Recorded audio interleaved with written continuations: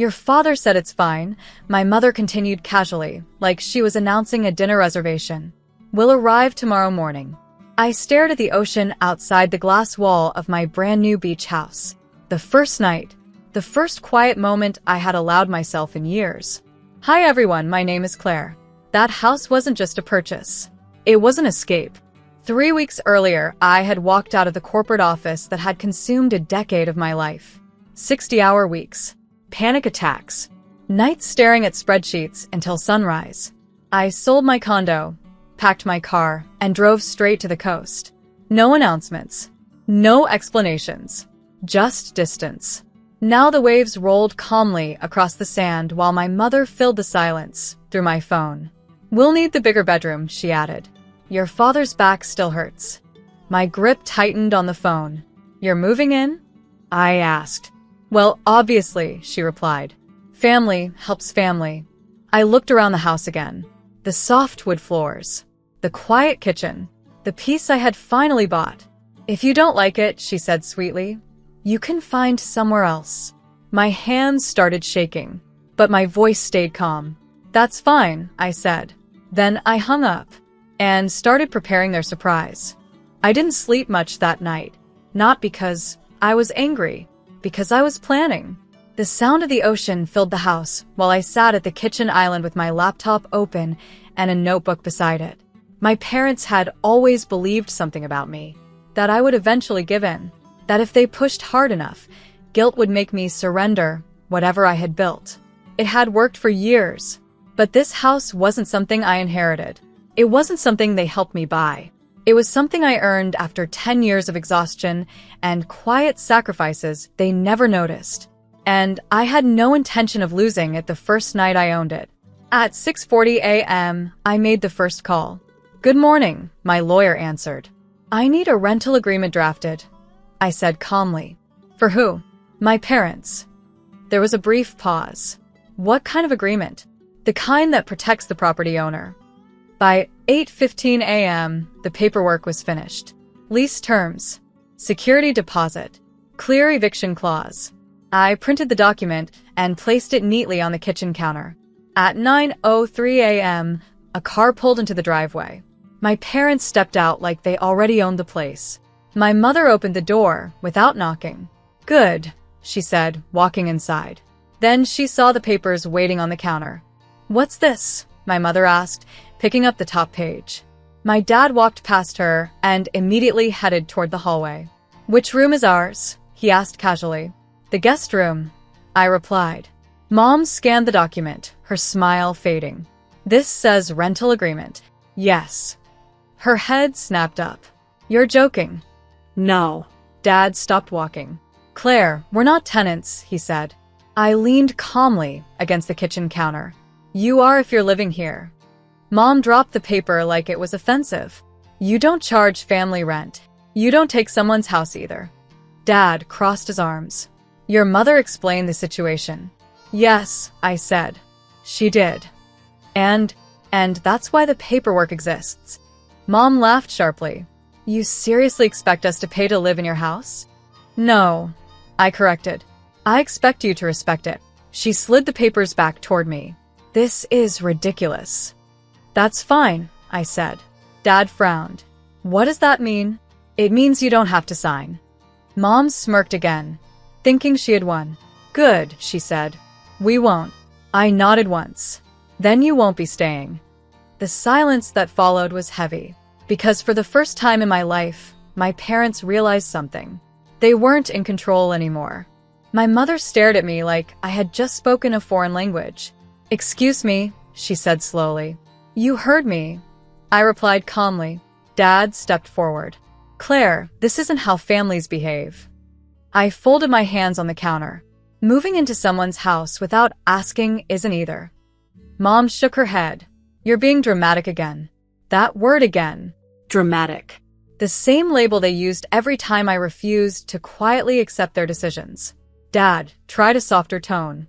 You bought a big house. We assumed you'd want us here. I didn't. Mom scoffed. Your father already told people we were moving to the coast. That sounds like something he should correct. Her expression hardened.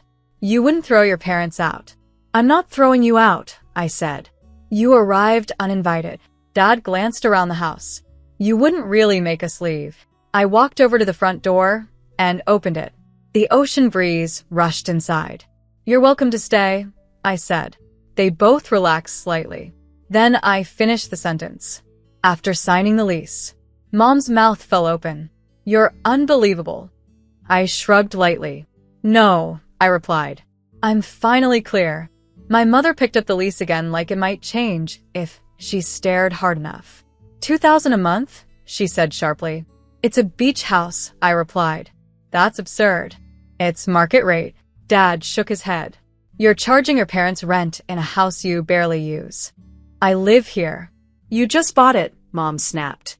You'll get bored. I almost smiled. That had always been their assumption, that nothing I built would last. You also require a deposit? She continued. Yes. And rules, Dad added, flipping through the pages. Standard ones. No smoking. No long-term guests. Quiet hours. Mom laughed again. You think we're college roommates? No, I said calmly. I think you're tenants. The word hit harder than I expected. Dad dropped the papers onto the counter. We're not signing this. That's fine. Mom crossed her arms. Then we're staying anyway.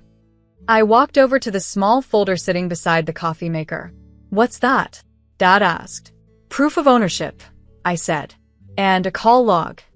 Mom frowned. What call? The one I made this morning. To who? Dad asked.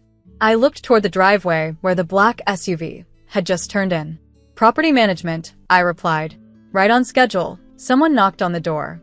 The man at the door wore a navy polo with the property management company logo stitched over the pocket. Good morning, he said politely. Miss Bennett. That's me, I replied. He stepped inside and glanced briefly at my parents. Everything ready? Yes. Mom looked between us. What is this? Dad frowned. You hired someone? I did. The manager opened a slim folder. As requested, the property has now been registered as a professionally managed residence, he explained. My parents stared at him. What does that mean? Mom asked sharply. It means, he continued calmly, all occupancy must follow the signed lease agreement. Dad's expression hardened. This is a private home. Yes, the manager said. Owned by Ms. Bennett. He turned to me. If occupants decline the lease, the policy requires immediate vacancy. Mom laughed nervously. You're not serious. I looked at her steadily. I am. Dad stepped closer. You're humiliating us. No, I replied quietly. I'm protecting my home. The manager checked his watch. I'll give everyone a few minutes to decide. Mom turned back to me. You'd really do this to your parents? I thought about the phone call the night before. If you don't like it, you can find somewhere else. I held her gaze calmly. Yes. The room stayed silent. Not the uncomfortable silence I grew up with, the one where everyone waited for me to apologize. This one was different, because I wasn't apologizing. My mother looked at the property manager like he might suddenly disappear if she ignored him long enough. Dad spoke first. You called strangers to throw us out. I called professionals to protect my property, I replied. That's the same thing, he snapped. No, I said calmly. It isn't. Mom picked up the lease again, flipping the pages quickly. You seriously expect us to follow rules in your house? Yes. It's our family home now, too. I shook my head slightly. No. It isn't. The property manager checked his watch again. Do you intend to sign the lease? He asked politely. Mom dropped the papers again. Absolutely not. Dad nodded beside her. Then we're finished here, the manager said calmly. He turned toward the door and opened it. The ocean breeze rushed through the house again. Dad stared at me like he expected me to stop this, to back down, like I always had before. I didn't move. I didn't speak.